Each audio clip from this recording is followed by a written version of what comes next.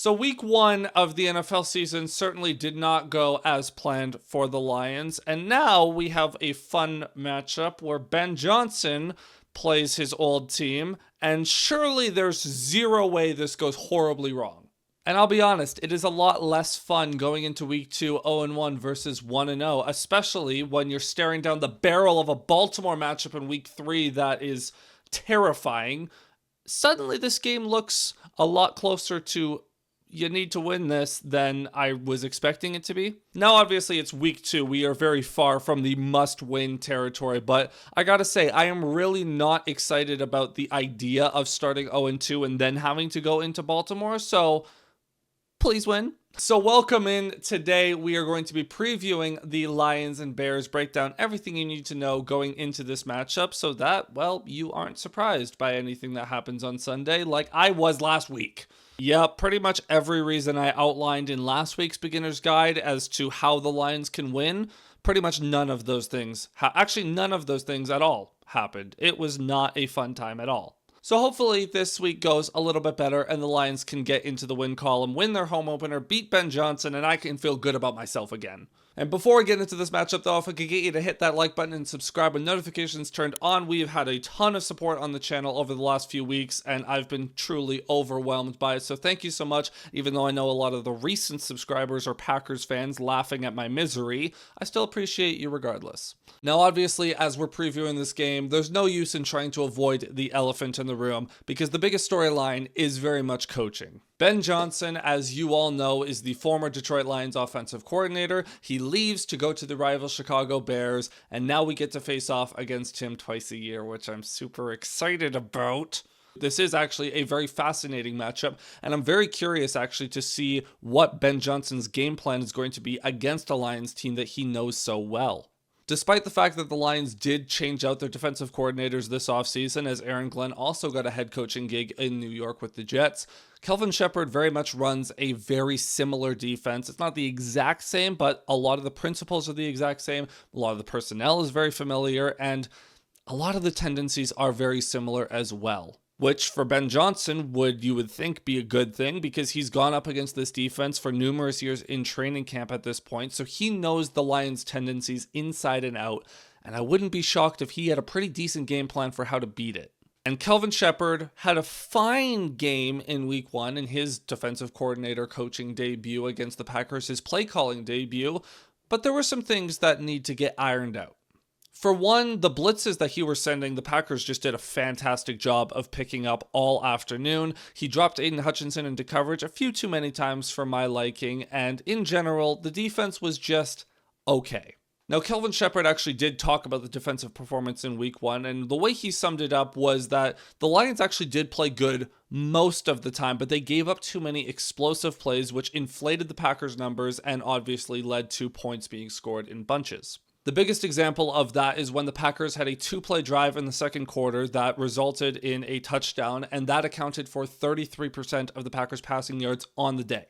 So while it is kind of a cop-out to be like, well, if you just ignore these bad plays that happened and look at the rest of them, then things went well. And obviously that's way too simplistic of a way to look at it, but at the same time, I understood what Shep was saying, where the Lions were doing good things for the most part, but then they'd have a couple of really bad mistakes that made the entire day look bad as a whole. So while week 1 is not a salvageable performance in a lot of ways, there are at least things that you can look at and say, we can build off of that. Number 1 being the rush defense. The Lions did very good against the run, especially up the middle. DJ Reader was fantastic. Tyleik Williams was pretty solid against the run. Roy Lopez was pretty good. The linebackers were fantastic against the run. Alex Anzalone and Jack Campbell specifically. Also, Derek Barnes had a couple nice plays. The Lions were doing a good job against the run. Again, there was one 15-yard run that Kelvin Sheppard highlighted as an explosive play, and it did get worse in the second half as the Packers kind of abandoned passing the ball, because why would you pass when you're up by so much?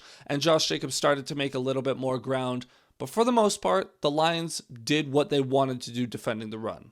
Now, as the Lions face off against the Chicago team and old friend DeAndre Swift, it is going to be a little bit different because the Packers run a little bit more up the middle, whereas the Bears are going to run a lot more outside zone, try to get DeAndre Swift in space a little bit more. But I think the Lions are going to be up to the task there. The expectation is that the Lions are going to be able to hold DeAndre Swift in check and force the Bears into a decent amount of third down situations. And honestly, this is going to be a big part of the game, is can the Lions get Caleb Williams on the ground, and can their secondary hold up on these high leverage plays the way that they failed to do against Green Bay? Because getting a team into third and long is all well and good, but if your man coverage doesn't hold up, or if you can't get the quarterback on the ground, what's the point?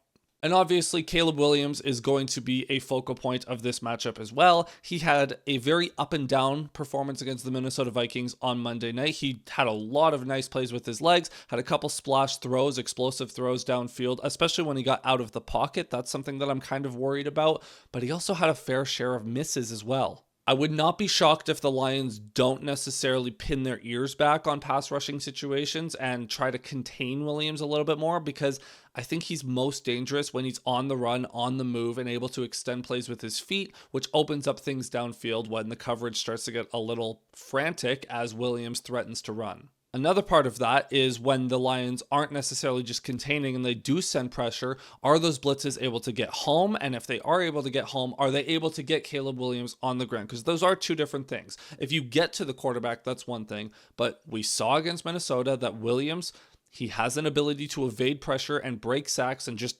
find a way to escape. The Lions have to get this guy on the ground.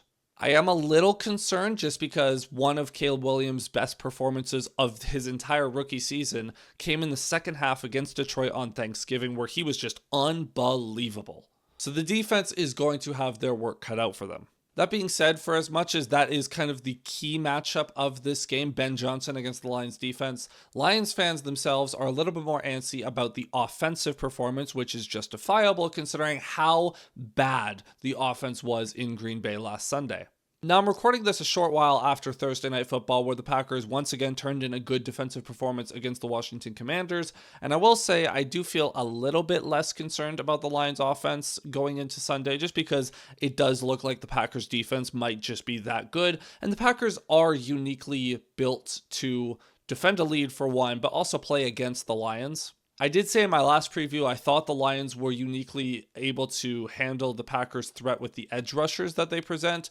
I did not account for how bad the interior of the offensive line was going to be. I also underestimated how good the Packers' coverage was going to be. If you go back and watch that tape, a lot of the Packers' pressure came off of good coverage. Like, the sacks that they got were mostly coverage sacks. Like, the Parsons one at the end was entirely a coverage sack.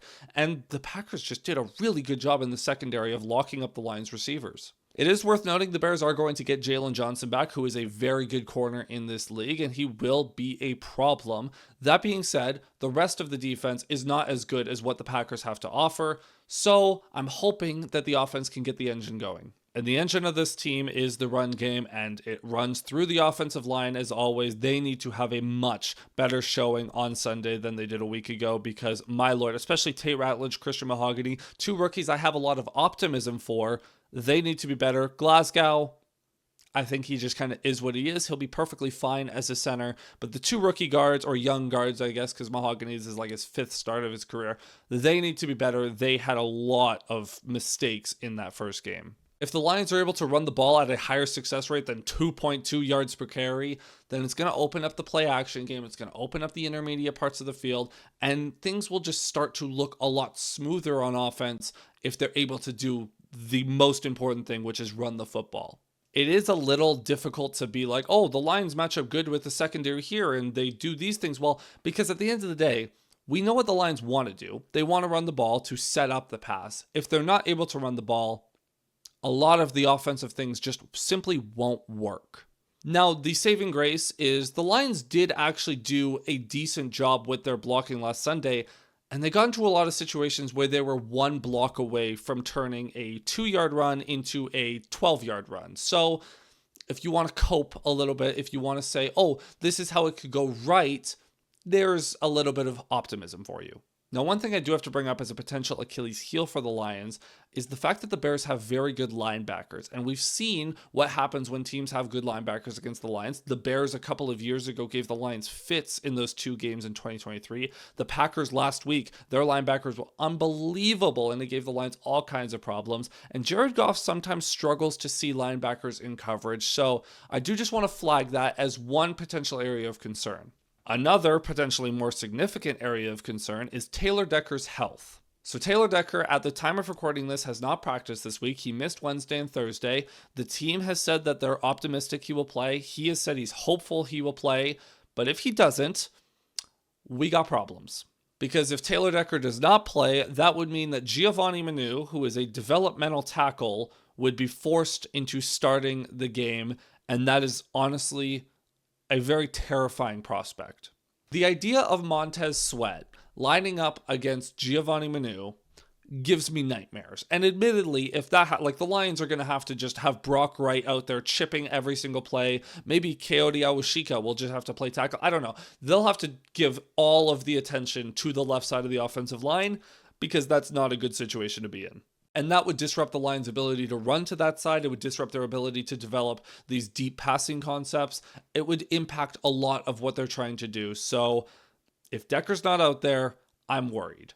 And again, not to bring up coaching too much, but Ben Johnson, the offense that the Lions are running is not that dissimilar to what they were trying to run the previous few years under Ben Johnson. So he's going to be able to give his defense a little bit of insight just in how to defend these players, what they do well, what they're special at, and just help them craft the right kind of game plan. And the real problem is that Ben Johnson is obviously not running the same offense in Chicago that he ran in Detroit because he crafted the entire Detroit scheme around what Jared Goff does well. And he's done the same in Chicago, crafting it around what Caleb Williams does well. So the Lions can't exactly just be like, oh, they're just going to do what we did last year because it's a different offense. So this is going to be a big test for Kelvin Sheppard. This is going to be a big test for John Morton. And ultimately, this is going to fall on Dan Campbell, as everything does. But for Dan Campbell, this is a game that he knows his team wants to win. He knows how to motivate these guys, but he's got to make sure he manages things properly because this is a very unique coaching matchup.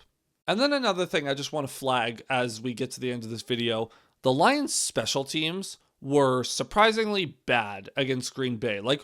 The Lions special teams have always been good under Dan Campbell, and in the preseason, I flagged that they were just kind of out of sorts. There were too many flags, too many good returns. They just were out of sorts.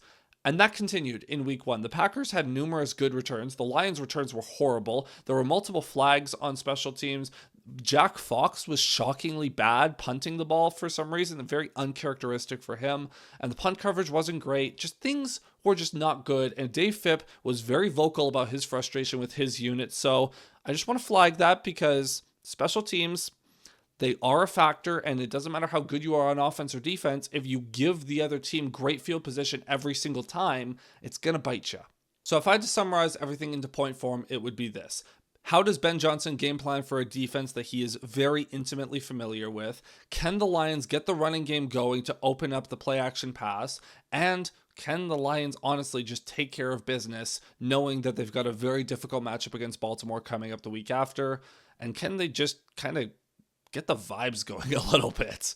So that's going to be it for this video. Thank you so much for watching. Let me know down in the comments below what you think of this matchup, what your expectations are, who you think is going to win, maybe a score prediction if you feel so inclined, what worries you, what excites you, I don't know, all of that. I'm going to be streaming this game on Sunday right at the 1 o'clock Eastern kickoff, so come by, come say hi, come join me for a little watch-along play-by-play, and yeah, make sure you like and subscribe and notifications turned on. If you don't want to come to the stream, I'll also have a post-game after the game, regardless of what happens, so yeah, see you guys then.